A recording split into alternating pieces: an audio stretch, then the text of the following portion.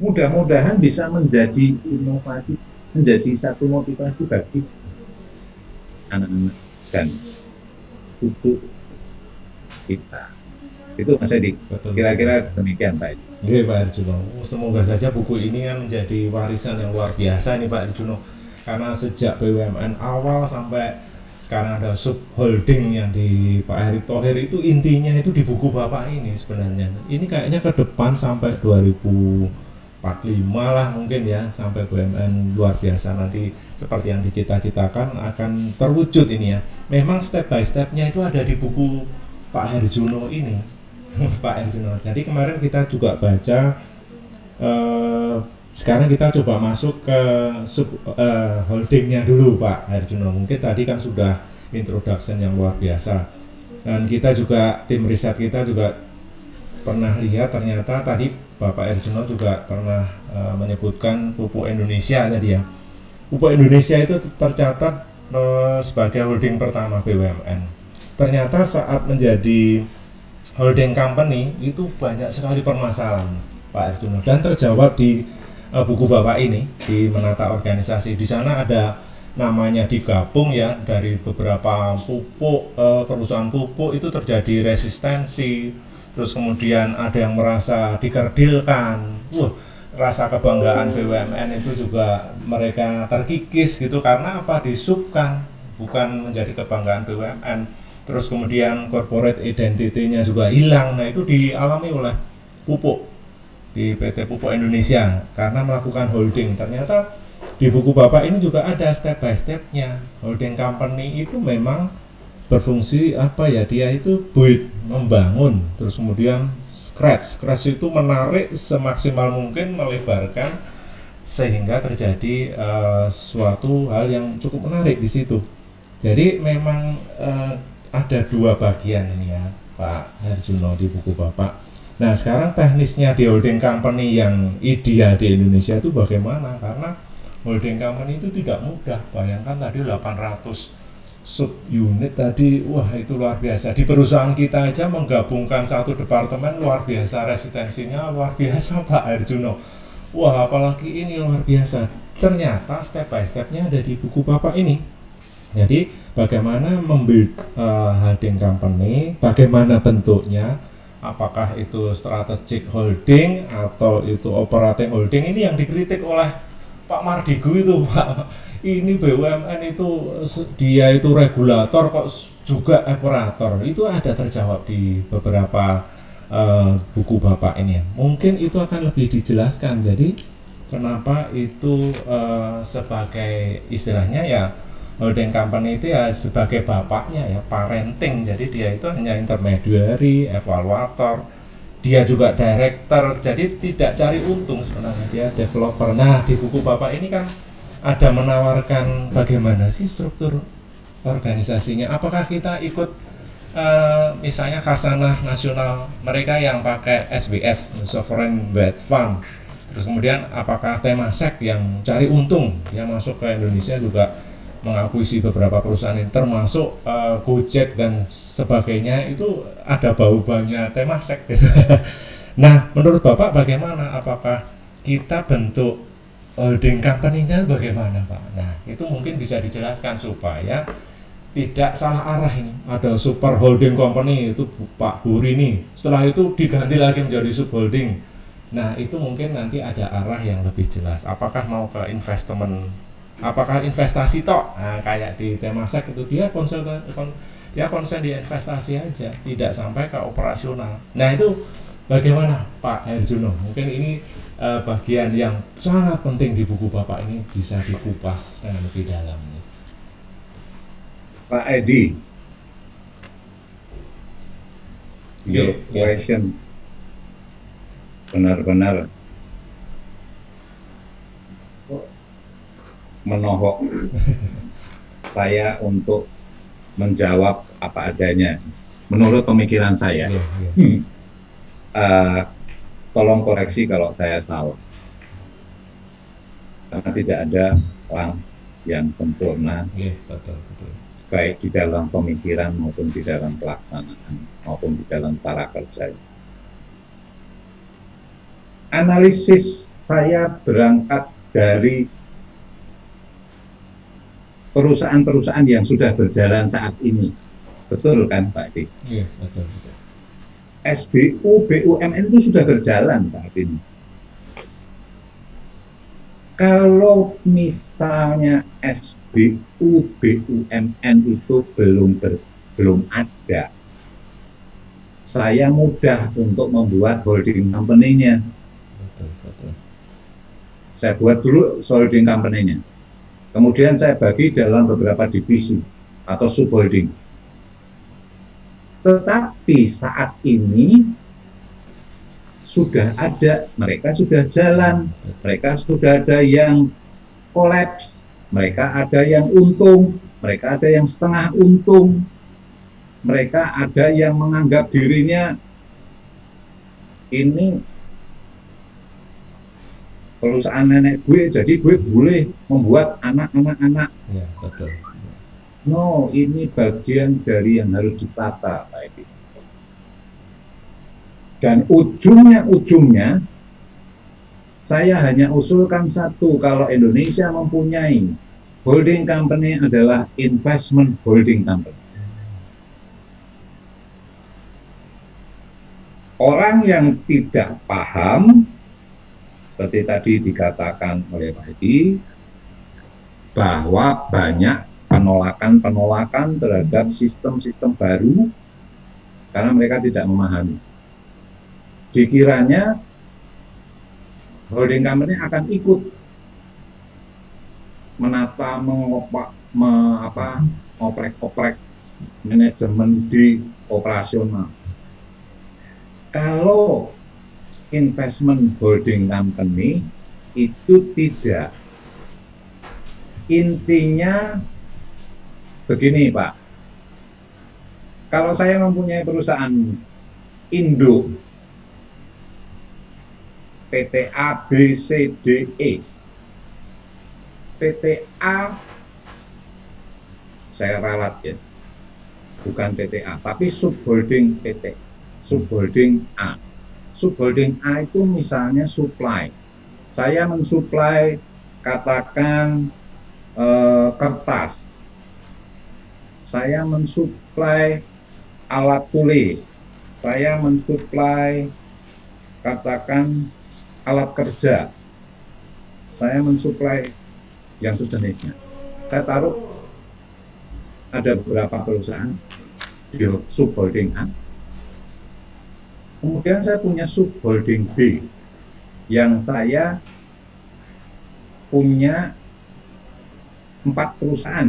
Satu perusahaan adalah supplier teh, satu supplier beras, satu supplier kopi, satu supplier makanan kecil. Boleh kok? Subholding A tadi alat tulis, alat kantor. Subholding B itu konsumsi, subholding konsumsi. Nah, banyak yang dari mereka tidak paham. Kemudian saya yang ada di atas di holding itu, apakah saya harus ikut campur di subholding A atau subholding B dalam operasional? Nggak mungkin Pak Edi, nggak mungkin. Kita cuma punya tangan 2 dengan 10 jari. Pikiran 1 alat berpikir, yaitu otak kita yang punya batasan. Kita tidak mungkin otak kita itu mempunyai memori yang tertata seperti kalau kita memakai laptop, folder ini, folder ini. Tetapi kemampuan kita untuk menganalisa itu yang tidak bisa dikalahkan oleh komputer. Gitu. Nah, disitulah saya melihat bahwa saran saya juga, kalau Indonesia mempunyai investment holding company, itu bentuknya hanya investment. holding. Kegiatan usaha perusahaan induk ini hanya sebatas pada penanaman modal atau capital investment. Dan perusahaan induk itu tidak melakukan kegiatan operasional karena kegiatan operasional sudah dilakukan oleh perusahaan atau SBU-SBU-nya yang sekarang ini sudah ada. Gitu. Sekarang kan sudah ada. Ya kalau induknya kemudian atau pemegang sahamnya kemudian ikut ribet di dalam operasionalnya, mereka nggak suka lah, paling mereka pergi kan. Gitu. Padahal kalau yang pergi itu adalah posisi kunci, key person, ya susah. Gitu. Nah, disitulah kami tidak berbicara mengenai operating holding. Tetapi jangan lupa bahwa investment holding itu harus suka atau nggak suka, pemegang sahamnya juga harus kontrol gitu. Kita harus bisa menjadi pemilik dalam hal ini pemerintah, itu bisa menjadi pengendali berdasarkan kepemilikan. Contoh misalnya Indosat. Kalau Indosat sekarang kepemilikannya pemerintah Indonesia itu lebih kecil daripada pemegang saham yang lain, disitulah tidak bisa kita sebut sebagai entitas anak, kita sebutnya sebagai entitas asosiasi yang laporan keuangannya itu berbeda penempatannya, karena semua operation akan dikelola oleh manajemen Indosat. Paling wakil pemerintah Indonesia karena pemegang saham sebagai entitas asosiasi menjadi posisi di komisaris, tapi mungkin tidak di posisi direksi. Nah itu dari sisi pengendalian. Dari sisi pengelolaan SBU, holding tidak melakukan, tidak mengelola. Gitu.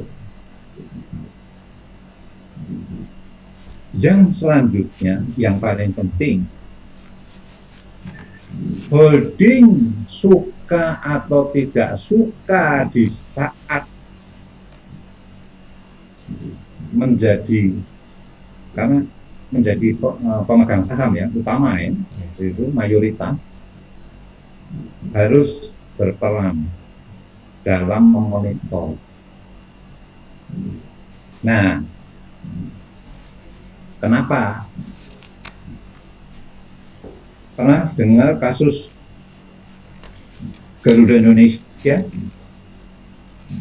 mempunyai anak perusahaan yang segala macam lah itu. Banyak sekali. Karena tidak ada yang monitor. Ya mungkin ada yang monitor, tapi tutup mata, gitu. Kan susah. Padahal duitnya duit negara, gitu. Yang monitor ini harusnya ditanya oleh DPR, gitu. Kenapa tidak ingatkan? Penerbangan kok kemudian mempunyai segala macam anak perusahaan, neko-neko itu kan banyak sekali, gitu. Nah, jenis usaha ini, yang sehingga melebar kemana-mana, gitu. Nah, di sisi pembentukan holding company, investment holding perlu untuk mengarahkan dan mengkonsolidasikan fungsi manajemen perencanaan. Bukan holding yang membuat perencanaan atas operasional SBU tersebut, bukan. Tetapi kita mengontrol, holding mengontrol, mengkonsolidasikan dengan sub-sub holding yang lain di dalam manajemen perencanaan, supaya kita bisa ngerti target tahun ini sales dari BUMN akan mencapai berapa? Akan memperoleh profit berapa? Akan menambah investasi berapa? Akan meningkatkan market kapitalisasinya menjadi berapa? Disitulah peran manajemen pelaksanaan. Gitu. Jadi manajemen holding company memang costly, bukan profit center. Gitu. Tetapi suka atau tidak suka itu harus dilakukan. Kalau tidak akan pernah bisa terkontrol semua kegiatan. Bapak lihat, baca di media akhir-akhir ini, perusahaan kontraktor dirubah menjadi perusahaan investasi. Pak Edi, perusahaan kontraktor itu termasuk dalam kelompok atau kategorinya jasa. Kalau kemudian kontraktor disuruh menjadi investor, sama tornya belakang, hancur keuangannya. Satu, utangnya pasti akan gede, equity-nya akan habis, labanya tidak ada, bisa tidak ada. Karena apa? Laba kontraktor itu berapa sih? Maksimum normal-normalnya juga 10-11% sebelum pajak. Sedangkan kalau kita berbicara investasi, misalnya sebuah kontraktor harus menjadi investor jalan tol, return on equity-nya, return on asetnya berapa tahun? Mari kita buka visibility study-nya. Gitu. Nah, disitulah problematik yang dihadapi oleh sebagian BUMN yang sudah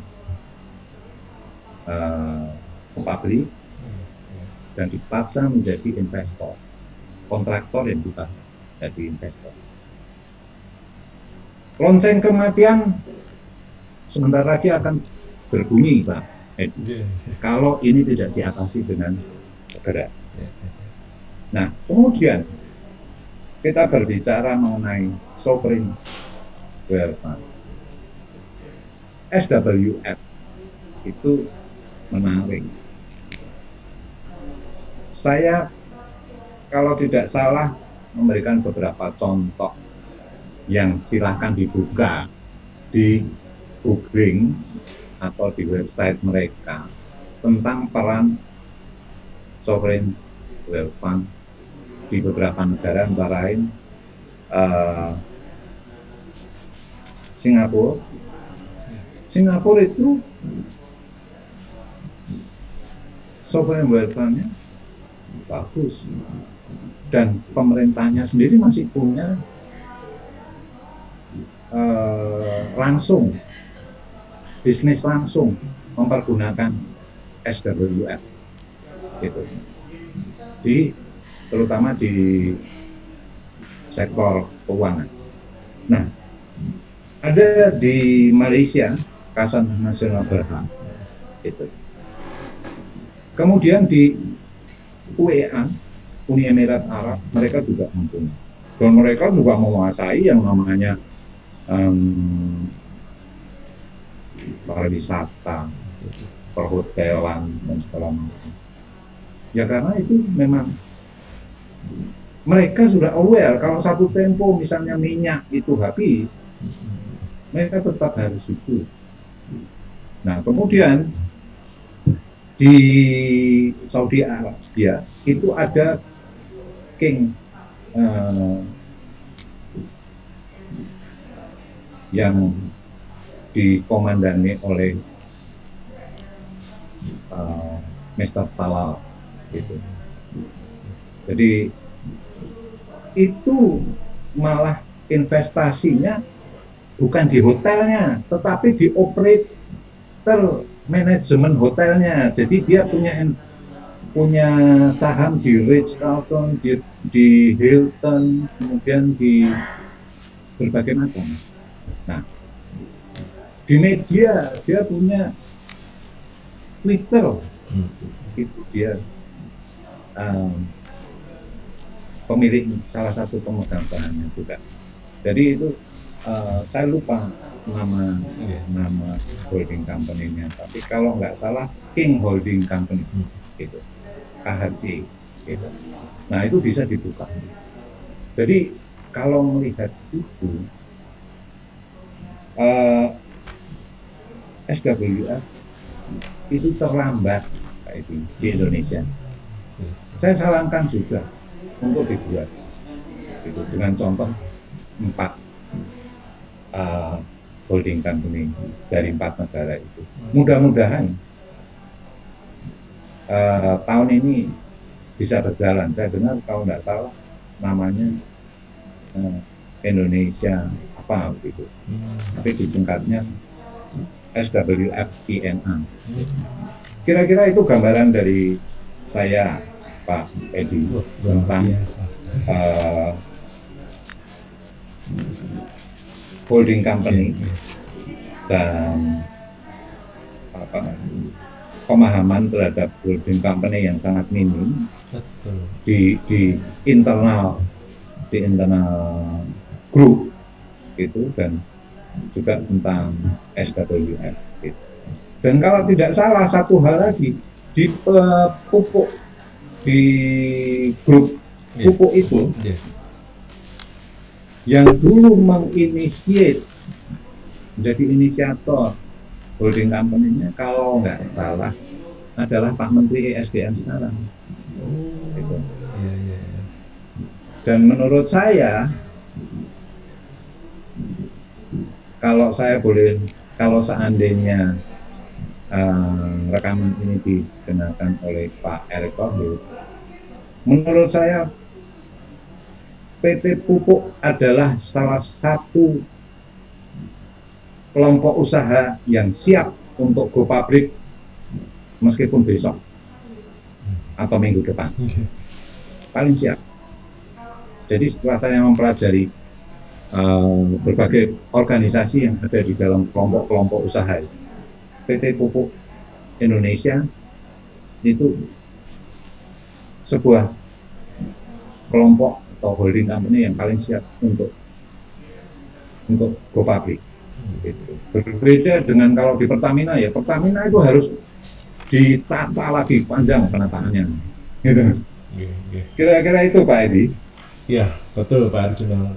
Kebetulan tim kita kemarin juga mencari data tentang di pupuk itu bagaimana prosesnya mereka membentuk menjadi holding company, dan dijelaskan dengan detail bagaimana itu tadi kesulitannya luar biasa. Berbeda dengan Pertamina,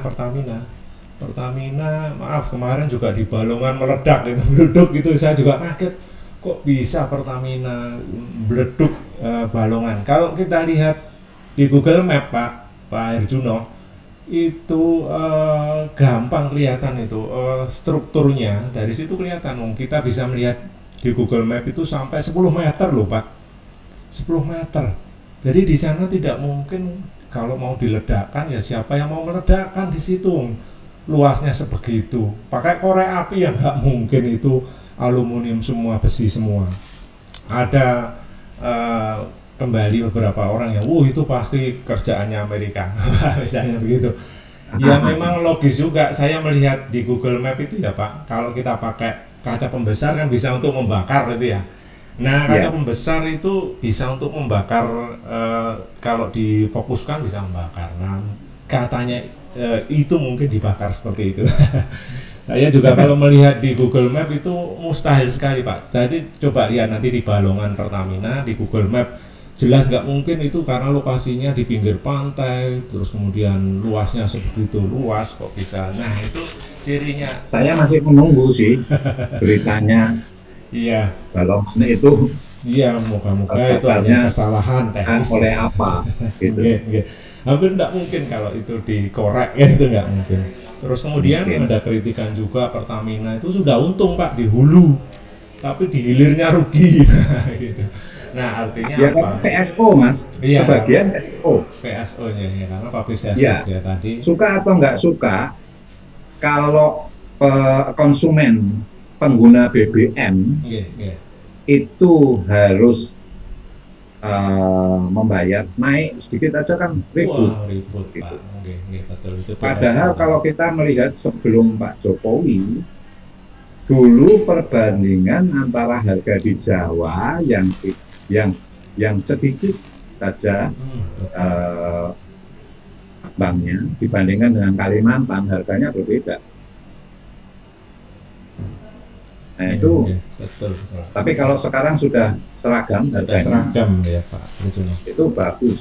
Iya betul. Sebenarnya konsep holding company itu bagaimana sih Pak, kok dari awal menteri-menteri sebelumnya sampai sekarang itu masih kayaknya masih belum punya pegangan ya. Kalau menurut saya itu pegangannya bukunya Pak Herjuno ini.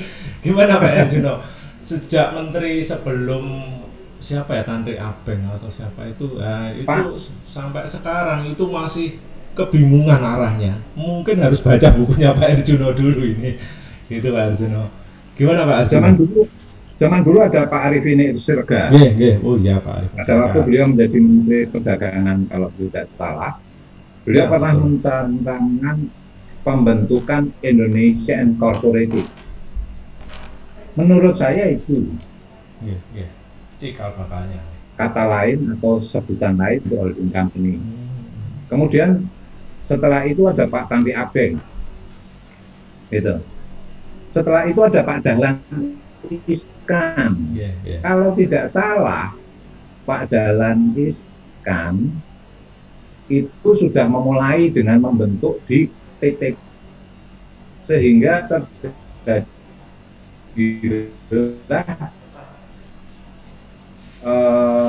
sebelum itu Pak Sukardi, kemudian Pak Tantri Abeng, kemudian Pak siapa lagi waktu Pak zamannya periode pertama Pak SBY itu, kemudian ada lagi Pak Dahlan Iskan. Nah Pak Dahlan Iskan sudah mencoba menata di PTPN. Terbentuklah PTPN 3 sebagai holding. Tapi PTPN 3 itu juga menjadi operator dari aset-aset yang dimiliki, Pak.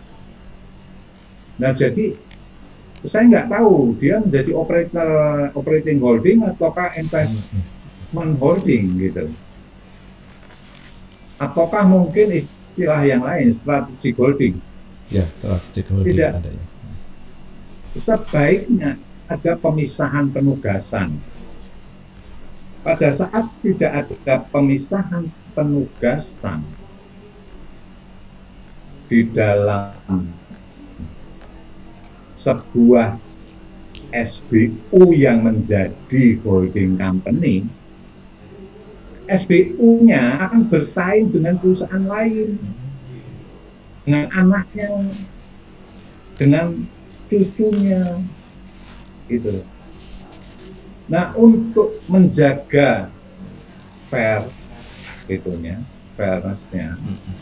sebaiknya holding company tidak merangkap menjadi operator dari sebuah bisnis. Kalau dia merangkap menjadi operator dari sebuah bisnis, sulit, akan tidak fair. Gitu. Anak perusahaannya yang ingin maju pasti akan terkendala. Karena apa? Dirinya sendiri belum maju. Anak perusahaannya yang ingin memakai teknologi lain bisa terkendala. Karena apa? Dirinya sendiri belum memakai teknologi. Nah, itu problem. Nah, saya melihat di PT Pupuk Indonesia, dia sudah membagi dalam istilah saya secara strategis bisnisnya. Masing-masing mempunyai bisnis. Tetapi induknya tidak. Induknya hanya melayani services yang diperlukan oleh anak perusahaannya. Gitu. Jadi misalnya ini, pupuk kan juga butuh listrik ya. PT Pupuk Indonesia sebagai induknya mempunyai usaha pembangkit untuk mengatasi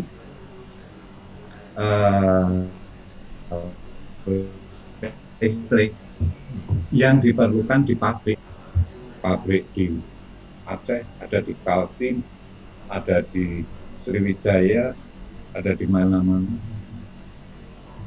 Nah, yang menarik, mereka juga memerlukan angkutan kan, gitu. Pengangkutannya diberikan ditetapkan oleh holdingnya itu kalau tidak salah di Pusri, karena Pusri mempunyai kapal sekian 6 atau 7 untuk mengangkut pupuk curah itu yang kemudian diekspor atau didistribusikan ke seluruh Indonesia. Nah, disitulah menurut saya organisasinya antik. Organisasinya PT Pupuk Indonesia keren. Dia sudah siap untuk go public. Nah, cuman tinggal tentunya ada beberapa yang tidak terkait dengan bisnis pupuk yang perlu dialihkan. Misalnya salah satu, saya lupa, Pupuk Indonesia Pangan kalau nggak salah. Kan nggak relevan kalau misalnya dibawa ke pabrik, itu kurang relevan lah, bukannya tidak relevan. Gitu. Kalau misalnya pengangkutannya dibawa bisa, kemudian power plant-nya, independent power plant yang mensuplai listrik di Pupuk Kaltim, kemudian di Pupuk yang Jawa Barat ini apa lupa namanya saya, kemudian di Pupuk Sriwijaya itu bisa juga dibawa. Ada juga, tapi saran saya tidak membawa PT kontraktornya, rekayasa industri biar berdiri sendiri, karena rekayasa industri mempunyai perusahaan yang mempunyai kapabilitas yang menurut saya keren kalau dikembangkan. Dia keahliannya membangun pabrik pupuk, misalnya pabrik kelapa sawit, anjungan, minyak, dan segala macam. Indonesia nggak banyak, Pak Edi. Indonesia perlu PT semacam rekayasa industri. Dan untuk mengatasi problematik misalnya permodalannya, saya sarankan lebih baik go public. Dan dia rekayasa industri itu bekerjanya sudah sangat komprehensif. Jadi terstruktur dalam bentuk EPC, engineering, procurement, and construction. Jadi semuanya bisa. Dan tentunya dengan bekerja secara EPC akan menghemat waktu, menghemat biaya. Gitu. Itu kira-kira gambaran dari saya, Pak Edi, bahwa peran holding company, investment holding company, sekali lagi, itu penting di dalam mengkoordinasikan, mengarahkan, serta memonitor manajemen pelaksanaan. Jadi perencanaan dan pelaksanaan itu perlu holdingnya itu campur. Kalau enggak jalan sendiri-sendiri. Iya, betul. istilahnya bahasa Jawa itu rujak sentul mas, Rujak sentul. kucing ngalor, kucing itu. Iya betul. Jadi itu kira-kira Pak Iya, iya. Edi. Betul sekali Pak Arjuno. Seperti Pertamina, Pertamina itu terkenal juga rumah sakitnya. Itu kan aneh juga ya Pak. Jadi Pertamina, Ya, rumah sakit Pertamina. Loh, Pertamina itu ngurusi minyak kok sekarang bisnisnya ke rumah sakit. Nah, makanya Pak Erick Thohir itu kemarin itu selalu sesuai dengan bidangnya lah masing-masing, gampangnya seperti itu. Kalau bisa ya di jumlah BUMN nanti direduksi mungkin ya, ada usulan itu hanya telekom, perbankan, migas, pertambangan, PLN dan agribisnis misalnya, itu yang memang menguasai hajat hidup orang banyak. Nah, menurut ya. Pak Erjuno gimana Pak? Pembagian sub business unitnya itu bagaimana, sub holding company-nya itu pembagiannya yang ideal itu bagaimana Pak, usulan Bapak mungkin di bukunya. Jadi ada arah yang jelas supaya nanti ke depan tahun 2045 itu sudah cita-citanya sudah tercapai lah, BUMN yang punya subholding company tertentu. Begitu Pak, pengelompokannya bagaimana itu ya Pak Herjuna ya? Kalau menurut saya pengelompokan yang sudah saya sampaikan di buku Iya, iya. ada 9. Ada 9 itu deh. Ya, Pak Erick Thohir rencananya akan membuat 12 klaster 12 klaster. gitu. Iya, iya. Ya, sementara ada satu hal yang menarik Pak Edi. Iya, iya. Pada tanggal kalau nggak salah sekitar akhir Februari, Bursa Efek mencoba melakukan adjustment terhadap sektor-sektor yang saya contoh sebagai holding. Iya, iya. Jadi sebetulnya saya mempergunakan pengelompokan yang pernah dipakai oleh Bursa Efek pada masa lalu untuk menjadi subholding. Dan itu menurut saya perlu dikaji oleh rekan-rekan BUMN apakah itu salah atau tidak. Menurut saya itu yang paling cocok. Iya. Karena apa? Bisnisnya keluarga Kementerian BUMN itu ada di 9 sektor itu. Kalau kemudian Bursa Efek memakai pembagian sektor yang baru ini di 12 sektor, itu adalah haknya Bursa Efek ya. Itu. Tapi apakah kemudian bisa digopabrikan sesuai dengan subsektor, subindustri atau industri atau sektornya? Bisa. Menurut saya 9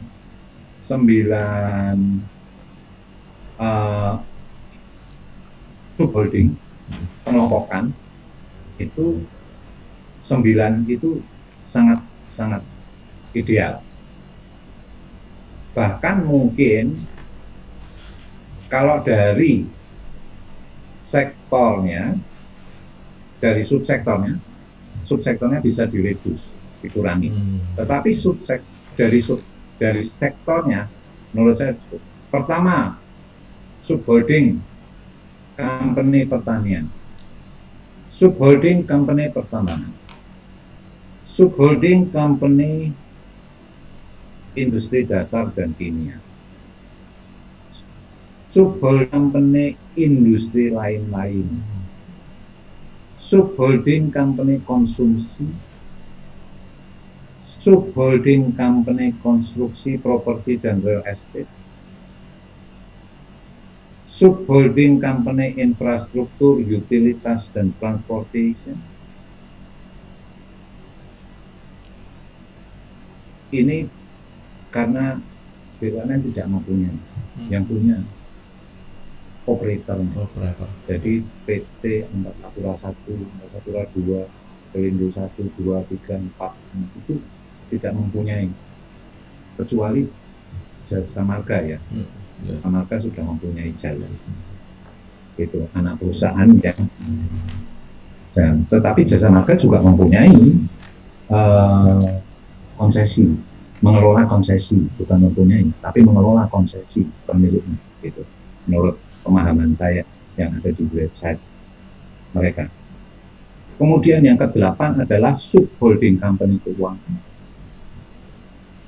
Ke-9 adalah subholding company perdagangan, jasa, dan investasi.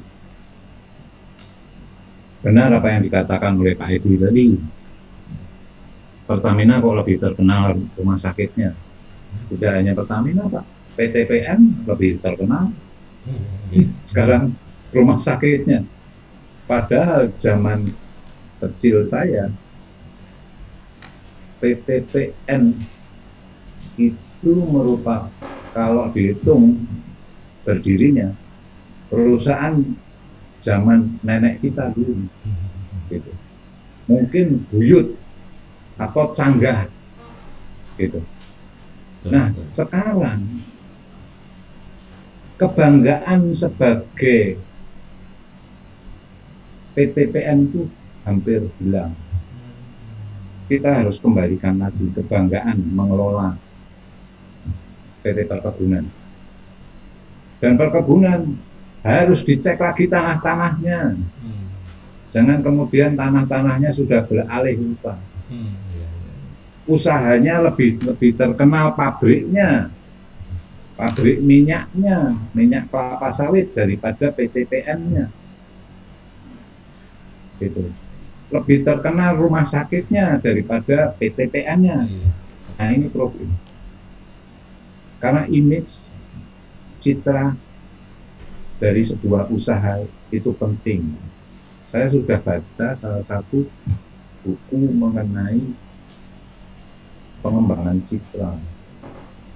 Mudah-mudahan nanti ada yang diterbitkan oleh Andi Publisher, gitu. Pengembangan citra sebuah bisnis itu penting. Nah, jadi kawan-kawan yang berada di PTPN itu harus diangkat lagi kebanggaan, pride-nya, gitu. Dan disarankan untuk mulai ditata dengan baik untuk go public. Kita mempunyai BUMN, mempunyai belasan PTPN, tidak ada satupun yang go public. Sekarang bagaimana mau berkompetisi dengan kebun-kebun atau agroindustri lain yang sudah TBK? Ya isinya selalu akan minta penyertaan modal negara terus setiap tahun. Kasihanlah Menteri Keuangan harus cari uang terus. Itu kira-kira gambaran singkat dari kami, Mas. Betul. Memang kunci utamanya harus go public ya, Pak Herjuno ya. Jadi memang di buku Bapak juga dijelaskan juga memang rumitnya bagaimana merger, nanti akuisisi atau spin off. Nah, di situ kan berkaitan dengan hukum dan itu dibahas dengan detail ya. Mungkin sesi-sesi pertanyaan agak akhir nih ya, Pak. Kenapa harus go public itu, Pak? Itu pertanyaan saya selalu disebutkan tadi Pak Herjuno, supaya tidak penyertaan modal negara itu tidak selalu dipergunakan, supaya Pak Bu Sri Mulyani tidak pusing. Nah, makanya harus go public. Nah, itu selalu dikatakan dari awal tadi saya sudah melihat go public itu penting. Itu alasannya apa ya Pak Herjuno ya? Dan step by stepnya bagaimana subholding supaya digabung menjadi subholding company ini? Begitu Pak Herjuno. Mungkin itu pertanyaan terakhir saya, moga-moga terjawab di buku Bapak juga ini sebenarnya. Begitu Pak Herjuno. Bagaimana kira-kira? Yang terakhir tadi pertanyaan satu lagi apa tuh? Penggabungan misalnya langkah-langkah penataannya bagaimana, itu step by stepnya tadi, itu yang paling penting. Dan di buku Bapak itu sudah ada semua. Semoga nanti Pak Erick Thohir bisa membacanya juga Pak Herjuno. Jadi gitu, sebetulnya saya tidak berani mengungkit berapa dana yang dikucurkan dari APBN, dari pemerintah kepada BUMN. Tapi saya yakin Pak Edi dan tim dari Andi Akademi tahu persis. Sejak dulu kala itu berapa yang dikucurkan ke tiap SBU, Sub Business Unit BUMN. Pertanyaan saya, kalau misalnya perusahaan saya minta terus tambahan modal, atau perusahaannya Pak Edi yang dikelola oleh orang lain itu minta tambahan modal terus, tetapi kapitalisasinya tidak besar-besar, bahkan market capitalization-nya menurun, saya yakin saya ataupun Pak Edi akan mencari solusi yang lain. Solusi yang paling gampang adalah mengganti direksinya, gitu kan? Iya, betul. Satu. Keduanya, kalau sudah diganti direksinya, pengurusnya, dan kemudian masih kejadian seperti itu terus, solusi kedua adalah ya ditutup aja, gitu kan? Gitu. Nah, Go Public adalah salah satu solusi. Secara logika, perusahaan yang sudah Go Public harusnya tidak memperoleh tambahan penyertaan modal negara. Seharusnya. Karena dia harus bisa mencari sendiri. Apa bedanya kemudian antara yang TBK dan non-TBK? Yang non-TBK pasti ya istilah Jawanya apa, masih menyusu pada induknya, pada pemegang sahamnya. Nah, yang TBK bukannya dia menyusu, tapi dia sudah mempunyai kapabilitas untuk mengadakan penambahan modal sendiri. Boleh kok, right issue boleh untuk dengan berbagai alasan. Right issue untuk membeli perusahaan lain boleh. Right issue untuk menambah modal boleh. Asal dilaporkan kepada Bursa Efek. Bursa Efek akan mengevaluasi dan akan menyatakan oh ya boleh, oh ya tidak boleh. Ya tidak boleh kalau kemudian hanya untuk menambal modal yang habis. Tapi itu mungkin juga boleh daripada diberi, istilahnya saat ini diberi tato yang market capitalization-nya kurang, di Bursa Efek itu diberi tato, diberi tanda tentang equity-nya tuh. Nah, disitulah kira-kira gambaran yang paling gampang mengapa harus Go Public. Go Public itu membawa kebanggaan lah. I will be very happy juga kalau satu tempo mendengar bahwa Andi Publisher itu akan Go Public. Dan saya tentunya akan mendaftarkan menjadi pembeli. Mantap. Siap. Gitu. Nah, amin. Mudah-mudahan itu bisa, karena itu akan menjadi suatu kebanggaan. Satu. Kedua, akan merubah pola kerja. otomatis, karena yang dulunya tidak harus laporan rutin, harus laporan rutin.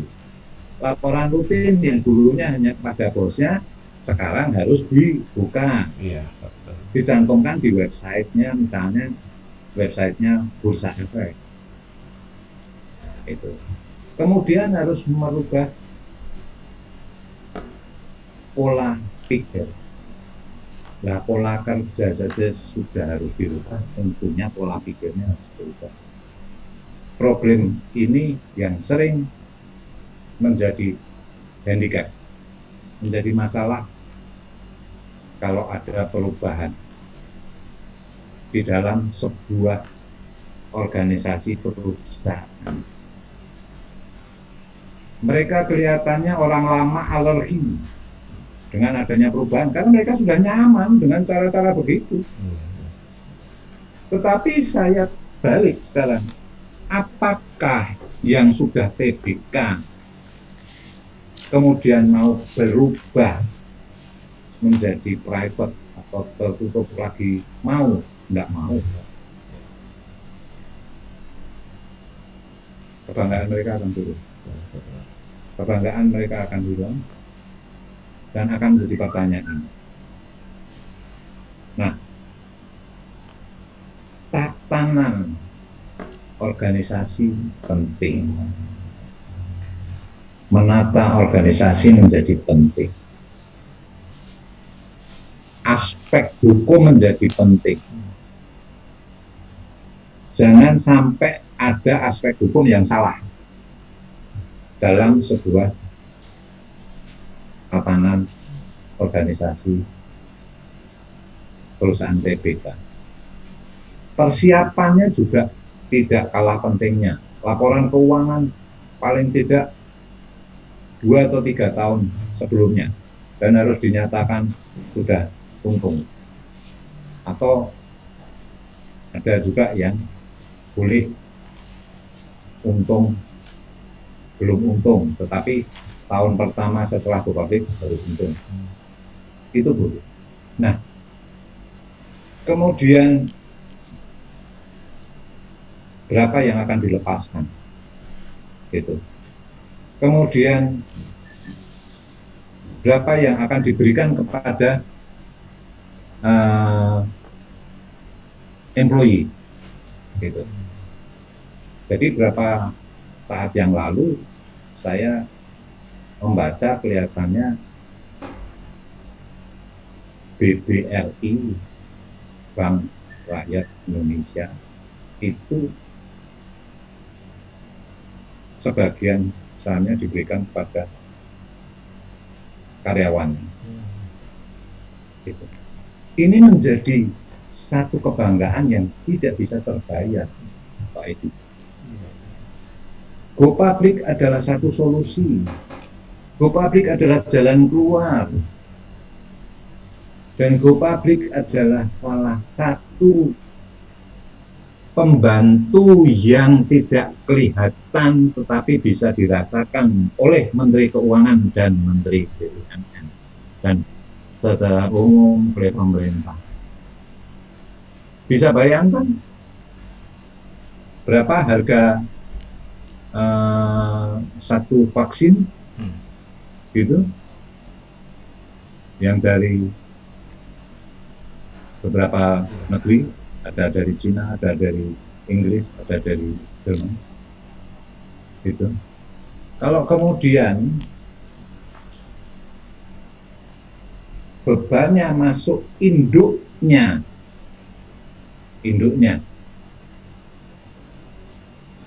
subsektor konsumsi atau obat, itu karena di situ ada Indonesia itu mempunyai beberapa perusahaan yang sudah go public, KF itu Kimia Farma, kemudian Indo Farma, kemudian salah satunya lagi ada Papros, gitu. Mungkin satu lagi ada, gitu. Inputnya belum go public, nggak apa-apa. Tapi kalau kemudian bebannya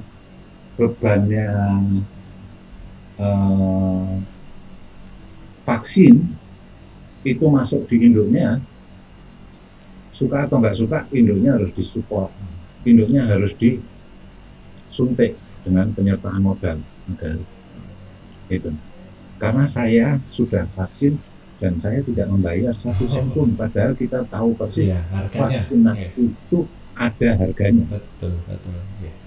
Wong ngangkutnya aja pakai pesawat kok. Gitu. Betul. Iya. Yang nyuntuk juga Itu dibayar. kira-kira gambaran Oke, dari oke. saya, Pak Edi. Tampaknya waktu ini yang kita dibatasi ini juga Pak Arjuno. Iya. Saya ingin mengajukan 5 pertanyaan ringan-ringan aja ini, tapi dijawab dengan cepat ya Pak Arjuno. Ini sebagai pertanyaan penutup Baik. ini ya. Yang ringan-ringan aja Pak. Ya, Pilih ya. Bali atau Jogja Pak Arjuno? Jogja. Jogja ya. Dahlan Iskan atau Rini Sumarno? Tidak. Tidak semuanya. Super holding atau sub holding? Holding company. Holding company. Nah ini ANTM atau TINS Pak? Antam atau TINS? Antam. Mantap. Terakhir ini Pak, electronic vehicle atau artificial intelligence? Artificial intelligence. Mantap. Wah, terima kasih Pak Arjuno. Saya telah merampas waktunya Pak Arjuno hampir 2 jam lebih ini Pak Arjuno. Semoga bukunya ini menginspirasi Pak Arjuno. Kami juga berharap ini buku ini akan semacam apa ya, semacam tinggalan nanti ya, akan dibaca oleh Menteri BUMN selanjutnya supaya tidak berubah-ubah terus. Ini ada bukunya dan teman-teman di BUMN juga wajib baca ini supaya tahu betul apa itu BUMN. Terus kemudian masyarakat juga tahu ternyata Pertamina rugi, Bulog rugi, itu ternyata ada tidak hanya bahasa politis yang dimunculkan. BUMN rugi, ternyata ada memang dia rugi karena untuk PSO tadi, Public Service Obligation. Begitu ya Pak Arjuno.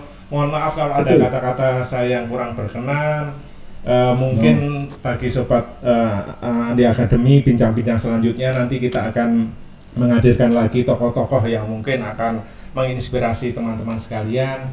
Semoga buku ini juga bisa mewarnai ke depan BUMN kita yang selama ini selalu beritanya negatif terus ya Pak Arjuno ya. Kami berharap Amin. supaya BUMN itu bisa mensejahterakan ya, seperti Temasek, terus kemudian Khasanah yang menggunakan sovereign wealth fund yang selalu diisukan akan mengentaskan Indonesia dari kemiskinan, tapi ya kenyataannya memang tidak semudah itu ya Pak Arjuno. Mohon maaf kalau ada kata-kata yang kurang berkenan Pak Arjuno. Kapan-kapan ke Jogja mampir ke Andi Academy Pak, kita bisa live langsung mungkin ya. Mohon maaf kalau ada mungkin tim kami yang kurang berkenan. Bagi teman-teman yang akan melanjutkan mungkin acara-acara teman-teman sekalian nanti bisa mengikuti di acara-acara Andi Academy selanjutnya. Mohon maaf kalau ada hal yang kurang berkenan dari tim kami. Selamat siang dan terima kasih atas waktunya Pak Arjuno.